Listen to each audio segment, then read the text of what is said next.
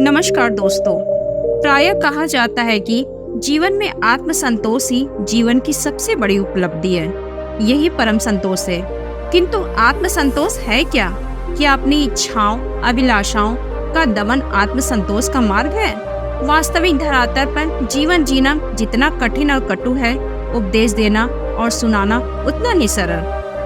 आत्मसंतोष अथवा परम संतोष जीवन की चरम प्राप्ति अथवा उपलब्धि नहीं है, हमारे कार्यों व्यवहार से उपजा भाव है, जिसकी प्राप्ति के लिए हम हर समय प्रयासरत रहते हैं। दोस्तों, आज की हमारी कहानी इसी पे आधारित है।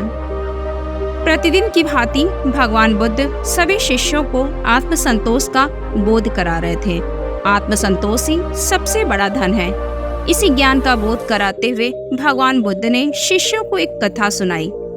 एक गांव में एक गरीब व्यक्ति रहता था। वह बहुत मेहनत करता, किंतु वह धन नहीं कमा पाता था। इस प्रकार उसके दिन बड़ी मुश्किल से बीत रहे थे।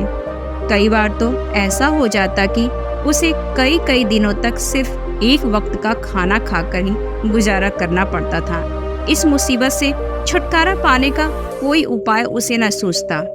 एक दिन उसे महात्मा बुद्ध मिल गए। उसने महात्मा बुद्ध की खूब सेवा की। बुद्ध उसकी सेवा से प्रसन्न हो गए और उसे देवी की आराधना का एक मंत्र दिया। मंत्र से कैसे देवी का स्मरण किया जाए, उसकी पूरी विधि भी बुद्ध ने उसे बता दी। वह व्यक्ति उस मंत्र से भगवान का स्मरण करने लगा। कुछ दिन मंत्र आराधना करने पर देवी उसके सामने प्रकट हुई। देवी ने उससे कहा, मैं तुम्हारी आराधना से प्रसन्न हूँ। बोलो, क्या चाहते हो? निर्भय होकर मांगो। देवी को इस प्रकार सामने देख वह व्यक्ति एकाएक घबरा गया। क्या मांगा जाए यह वह तुरंत तय ही न कर सका, इसलिए हड़बड़ाहट में बोला, देवी जी, इस समय तो नहीं, हाँ, मैं कल आपसे मांग लूंगा। देवी कल प्रातः आने के लिए कहकर अंतर्धान हो गई।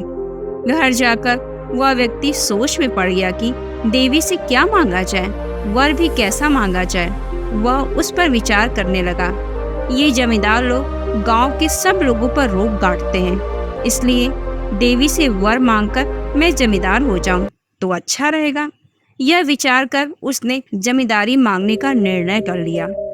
इस विचार के आने के बाद वह सोचने लगा कि जब लगान भरने का समय आता है, तब ये जमींदार भी तो तहसीलदार साहब की आरजू मिन्नतें करते हैं। इस प्रकार इन जमींदारों से बड़ा तो तहसीलदार ही है, इसलिए जब बनना ही है तो बड़ा तहसीलदार क्यों न बन जाऊं। इस प्रकार विचार कर वह तहसीलदार बनने की इच्छा करने लगा।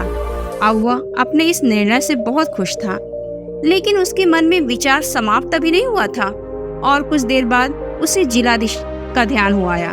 वह जानता था कि जिलाधीश साहब के सामने तहसीलदार कुछ भी नहीं है। तहसीलदार तो भीगी बिल्ली सा बना रहता है जिलाधीश के सामने। इस तरह उसे अब तहसीलदार का पद भी फीका लगने लगा। अतः इच्छाएं बढ़ती चली गई। वह सोचने विचारने में ही इतना फंस गया कि कुछ तय ही नहीं कर पाया कि क्या मांगा जाए। इस तरह दिन तो बीता ही रात भी बीत गई। सवेरा हुआ, वह अभी भी कुछ निर्णय नहीं कर पाया था।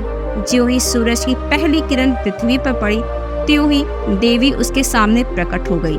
देवी बोली, बोलो, अब क्या चाहते हो? अब तो तुमने सोच विचार कर निश्चय कर ही लिया होगा कि क्या तुम्हें मांगना है। उसने हाथ जोड़कर उत्तर दिया, देवी, मुझे कुछ भी नहीं चाहिए। मुझे तो सिर्फ आत्मसंतोष का गुण दीजिए, यही मेरे लिए पर्याप्त है। देवी ने पूछा, क्यों भाई, तुमने धन दौलत क्यों नहीं मांगी? तो वह विनम्रता से बोला, देवी, मेरे पास दौलत नहीं आई, बस आने की आशा मात्र हुई, तो मुझे उसकी चिंता से रात भर नींद नहीं आई। यदि वास्तव में मुझे दौलत मिल जाएगी तो फिर नींद तो एकदम ही गायब हो जाएगी। इसलिए मैं जैसा हूँ वैसा ही रहना चाहता हूँ। आत्मसंतोष का गुण ही सबसे बड़ी दौलत है। आप मुझे यही दे दीजिए। देवी ने उसे आशीर्वाद दे दिया और अंतर्धान हो गई। वह व्यक्ति पहले की तरह प्रसन्नता से अपना जीवन बिताने लगा। तो दोस्तों, आपने इस कहानी के माध्यम से देखा, जिसके अंदर आत्मसंतोष नहीं है उसकी इच्छाएं कभी भी खत्म नहीं होंगी, लेकिन जिस व्यक्ति के अंदर आत्मसंतोष ने जन्म ले लिया तो उसके पास जितना ही है वो उतने में ही खुश रहना सीख जाता है।